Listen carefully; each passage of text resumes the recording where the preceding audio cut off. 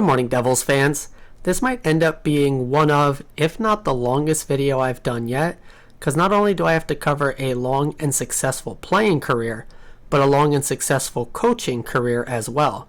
For today's spotlight is on Lindy Ruff. Born February 17th, 1960, finally somebody a bit older than me, in Warburg, Alberta, right around Edmonton area, to his father Leeson and his mother Shirley. Lindy grew up a good old Alberta boy. Hockey was just a way of life. That time, not much else to do except for skate on some pond ice. So he'd end up playing for the Taber Golden Suns of the Alberta Junior Hockey League before continuing on with the Lethbridge Broncos of the WAHL. From there, Lindy would begin a stretch of over 40 years within the NHL, with a couple-year gap somewhere there in the middle, which we'll get into a bit later. At the 1979 NHL entry draft, Lindy would be selected in the second round at 32nd overall by the Buffalo Sabres. Lindy would score his first NHL point in his very first game when he scored a goal on October 11th, 1979 against an empty net in a win over the Washington Capitals.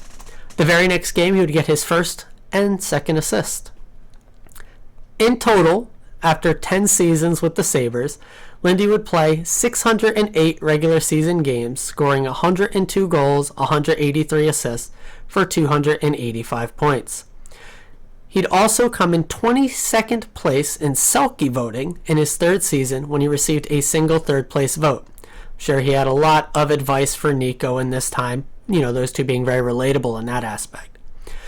He'd make the playoffs 7 times in Buffalo, playing in 42 games, scoring 11 goals, 10 assists for 21 points. Lindy would captain his final 3 seasons with the Sabres before, as captain, he'd be traded at the 1989 trade deadline to the New York Rangers. Side note, little fun fact, that 5th round pick that he was traded for turned into Richard Smellick, who Lindy would end up coaching years later. Back on track, Lindy would play 3 seasons in New York, totaling only 83 regular season games, where he would score 3 goals, 12 assists for 15 points. He would make playoffs in 2 of those years, playing in 10 games, scoring no goals, and scoring 3 assists. For his career, Lindy would play in 691 regular season games, scoring 105 goals, 195 assists for a nice clean 300 points.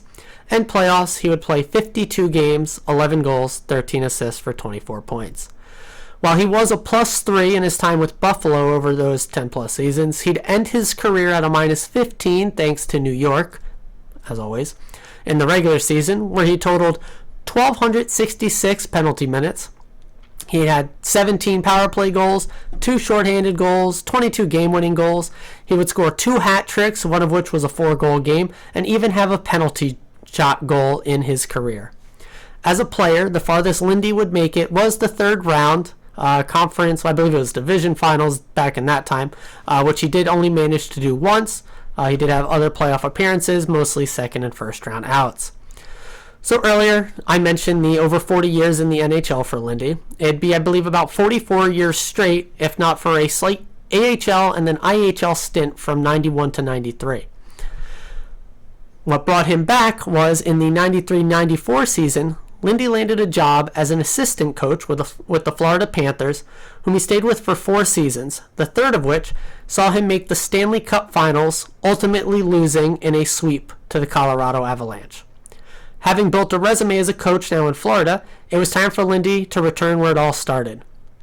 He would be named the head coach of the Buffalo Sabres on July 21st, 1997. He would lead them to the Eastern Conference Finals in his very first year and would follow that up by going to the Stanley Cup Finals that next season. But again, he would lose, this time in 6 games, to the Dallas Stars. If you're a bit of a hockey junkie, you know there's a bit of controversy involved with that one. Don't need to get into that here, but definitely look it up. It's a fun little story to get into. Lindy would continue to make the playoffs, albeit with slightly less success, where he would lose in the first and then second rounds the preceding 2 seasons. Unfortunately, there would be a 3-year run of no playoffs for Lindy, but that was more so due to the fact that the franchise was bankrupt and was running a poverty team. Following that, after the lockout, Lindy had the Sabres right back in the mix, leading them to back-to-back Eastern Conference Finals, losing in 2006 to Carolina and in 2007 to the Ottawa Senators. 2006 was a great year for Lindy. He became the 31st coach to win 300 games, the 16th to do it with one team, and he would win the Jack Adams Award for Coach of the Year. 2007 was almost as good, if not comparable. He had had the best regular season with Buffalo, going 53, 22, and 7 for 113 points. We were really close to beating both of those, but whatever. He would finish second that time for the Jack Adams, only 8 points behind the winner, Alain Vigneault. Then it went a little off the rails. He missed the playoffs in the next two seasons, losing the first round the next two, and then he would miss the playoffs again. Internationally, he did have some success in those years, winning gold as an associate coach with Canada at the 2010 Winter Olympics. He'd also continue to set coaching history, where in 2011 he'd become the 16th coach in NHL history to win 500 games, and only the second to do it with one team. On January 8th, 2011, Ruff would become the winningest coach to only coach a single team. Lindy is still second in NHL coaching histories for wins with a single team, having 571 with Buffalo, only behind Al Arbour, who has 740 with the Islanders. Technically, Al did coach, I believe it was St. Louis for a little bit early on in his career, hence why he is not part of the winningest coaches on a single team record book. Unfortunately, that good run, and all good things have to come to an end. For only 17 games into the 2012-13 season, Lindy would be fired by the Buffalo Sabres. In total, he would coach in 1,165 regular season games over 15 seasons, with a 571, 432, 78, 84 record in that span. He would coach 101 playoff games in Buffalo with a 57, 44 record, making playoffs 8 of the 14 seasons, making the Eastern Conference Final 3 times, and a single Stanley Cup Finals appearance. Heading into the 2013-14 season, the Dallas Stars would announce on June 20th their intentions of hiring Lindy as their new head coach. Funny that they would only be announcing their intentions, but it's because coincidentally, not so coincidentally, that exact date was the 14-year anniversary to the very day that the Stars defeated Lindy and the Sabres in the 1999 Stanley Cup Finals. They would officially hire Lindy as their head coach the very next day. In his first year, he would lead the Stars to the playoffs after the Stars had gone on a 6-year drought, but unfortunately would lose in 6 games in the first round. They would then miss the playoffs the next season, make it in 2015-16, where they would lose in the second round after a great 50-win regular season. Sounds familiar. And then again would miss the year after that. Although not fired, Lindy's contract would not be renewed.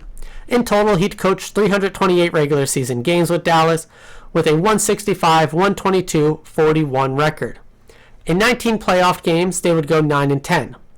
Taking a step back, Lindy would move to an assistant coaching role with the New York Rangers, heading up their defensive responsibilities, where he would spend 3 seasons. Realizing what a disaster that place is with no future, he decided he was ready for a head coaching role again, this time someone with a young core that he could mentor, help grow, and actually maybe have hopes of winning a Stanley Cup. And so, on July 9th, 2020, Lindy was named head coach of the New Jersey Devils. As we all know, from a record standpoint, it was a rough first couple of seasons, missing the playoffs in each. However, it was evident, at least to me, Lindy was helping build here by helping grow our young players on the ice, and would receive glowing reviews from them from his work in the locker room, but also the system he was implementing. Yes, the record was rough, but for such a young team, and especially given the injuries and the goalies the year before this most recent one, you could kind of see what was forming here. That all finally did come to fruition in his third year as Devil coach, where although after only 2 games, some fans were chanting "Fire Lindy." Personally, if you were talking to me at this time, knew that I did not agree with these chants, but they did end up giving us a great storyline, as after a 9th win is part of our winning streak, fans would recant and now be chanting "Sorry, Lindy." That one I agreed with, thought it was hysterical, great sound bites, though it is semi-annoying that national media seems to not want to ever drop this story, but hey, it makes headlines, I guess. That season, this past year, we would go the Devils 52, 22, and 8, setting franchise records in wins, points, and tying our longest winning streak at 13. Lindy would also become the 5th coach in NHL history to win 800 games. Ultimately, the Devils would lose in the second round in 5 games, but we're going to ignore that part and, of course, focus and remember that amazing first-round victory over the Rangers. Although tumultuous at times from the day he was hired, 2 games into this last season chanting we want to fire him, Devils fans weren't sure what to think of Lindy. I actually liked the hiring at first. I know because Ranger fans were like, ha ha ha, we love this hiring. That made Devils fans be like, oh, this is awful. Well, who's laughing now? But hey, I think now at this point, most Devils fans are on board. But we definitely know Devils GM Tom Fitzgerald is, as he did announce Lindy would be extended, although as of this time, no contract has yet been signed. So, that kind of catches us up to today. On the ice, what can we expect from Lindy? Well, he forms his system around the players that he has. So obviously with such a long career and many different iterations of teams, he's had many different styles. In Buffalo, he was famous for a defensive style, which, I mean, duh. He didn't have skaters for a high-flying, high-octane offense, and he had some dude in net named Hasek, so I wonder what style that team should play. In Dallas, he did have some young kids that he let fly, but nothing like what he's been able to do here in Jersey, really letting these kids let loose and implementing a system kind of unlike any other in the league, at least according to the players. In my opinion, it's kind of explains some guys coming here in their first year or, trade acquisitions and the such, needing a bit of an adjustment period as, from my understanding, a lot of teams in the NHL play, one of a couple handfuls of systems, generally stuff you would play in juniors, AHL, just stuff you would be familiar with. Now, obviously, what we're doing here isn't totally off the wall. We're still playing hockey and all that. But it is quite a bit different from how players are activated in the ice that they cover. So there is an adjustment period along with that. Ultimately, I think it really does come down to the players on the roster, and the coach is while part of it, a fraction of what actually ends up mattering over a full season and the success of a team.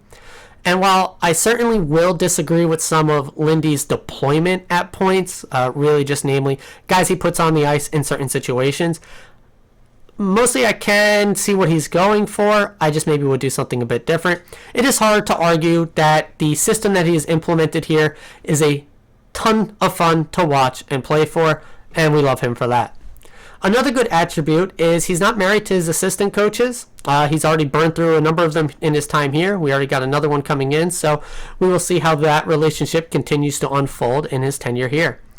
If you do want a bit more of like an actual in-depth look at the system we play, I highly recommend checking out some of Jack Hahn's work. He does a great job really breaking down the X's and O's of what we're attempting to do out there on the ice. So if that tickles your fancy, definitely check out his work. He does it for all teams. He loves the Devils, so he gives some great work for us there. So what about off the ice? Well, from all accounts, Lindy's a big prankster who can kind of flip the switch over to Mr. Serious just like that. He was a hard-nosed guy on the ice in his playing career, wasn't afraid to stand up and do or say anything to anyone, but then afterwards he would crack a joke and buy you a beer. Now as a coach, he's not much different. As he's learned each player's needs a different approach, he can range from a bit of a coddling to ripping a guy a new one, depending on who needs what. His players love him, and really at the end of the day, that's kind of what matters, because he's going to let them make mistakes and play their games, but obviously still be there to reprimand, sit, healthy scratch, and do what he needs to do to get the best out of each of his players. And again, he builds his system around to help facilitate the different aspects of each of his guys. With the media, Lindy can always crack a one-liner, gets everyone laughing in almost every interview. In the room, he's apparently a big prankster, although I haven't heard many specific stories from his time here in Jersey in that regard.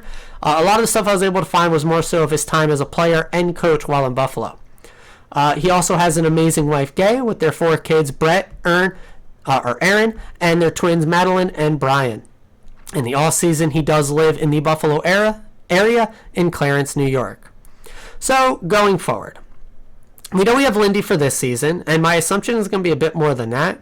But as with any coach, the contract they sign doesn't really matter, as you can be fired whenever for whatever. And we're not a cap-strapped team, money-strapped team at all, so it literally doesn't matter. We can sign him for any money, any length of term. He could be gone in a month. That's how coaching is. I never put much thought, feelings, or anything into any of that. Now, obviously, you don't want to throw a ton of money at a coach and then fire him within a year if it's a 5-year deal or something crazy like that, but they're coaches. They can be gone the next day. I really can see and hope we get Lindy his first cup that he really deserves here. We're that good of a team. We seem to be committed to him, and he's committed to us. So, hey, why not? I think last season after the slow start, there was desperation to win at any cost and not let guys figure it out as he had done in previous years. But this year, although expectations are going to be higher, I think he does have a bit more breathing room now. And we might find a happy medium between just letting the young guys play and make all the mistakes in the world versus we can't really afford to make any mistakes and we need to win every single game out there. Obviously, that is still the expectation and hope. But what I'm getting at is I think we might see Holtz get like a bit more playing time. Lone Foot getting a bit of a leash. Luke, obviously, maybe Nemec at a point, stuff like that. Where last year I really do think Lindy was playing guys to keep his job, and then once it got rolling, he just kept it rolling. Beyond that, I really don't think there's too much more specifically to mention. You know, it's coaching. We know what the coaching staff is. We know what his system is. We know this team. Now it's just time for the boys to get it done. Top 3.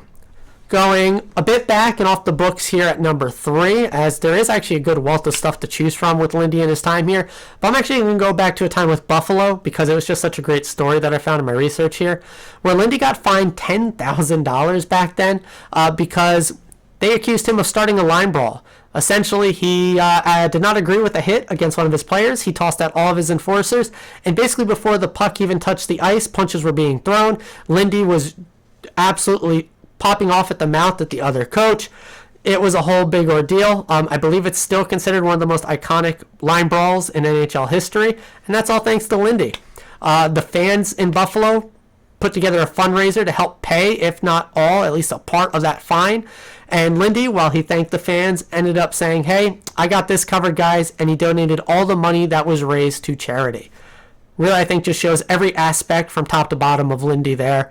It's really, I think, the fully encapsulating story of Lindy as not just a coach, a player, but as a human being as well. Number 2, I'm going to go back to his first 2 seasons here, and that's just letting the kids play.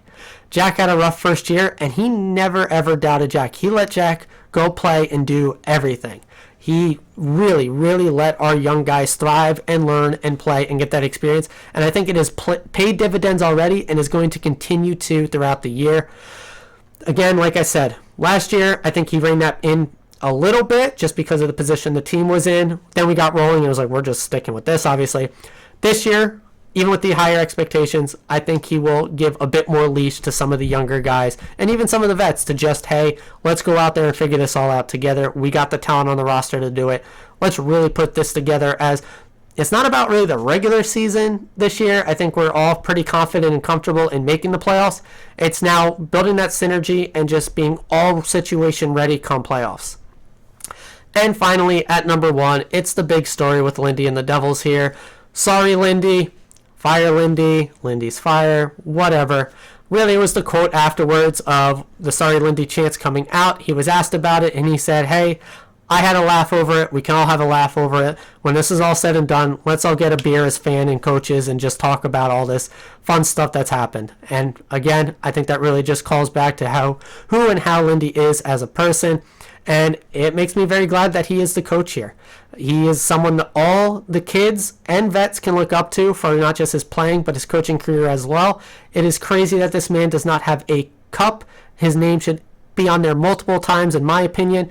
And you know what? I think that's going to happen here with us. So with all of that being said, thank you, Lindy, for all you've done here with us. I'm looking forward to years and years of success together. That does it for today. Getting towards the end of the week. Bit of a gloomy day here in Jersey, at least down south. I think it's supposed to be a bit more mug up north. So I hope all of you enjoy it as best as you can. I will see everyone again tomorrow. Might do go further into these coaching spotlights, kind of see where the team and where I'm at come tomorrow morning. But that is going to do it for today. Come tomorrow morning, I will see you all again as always. And forever, let's go Devils.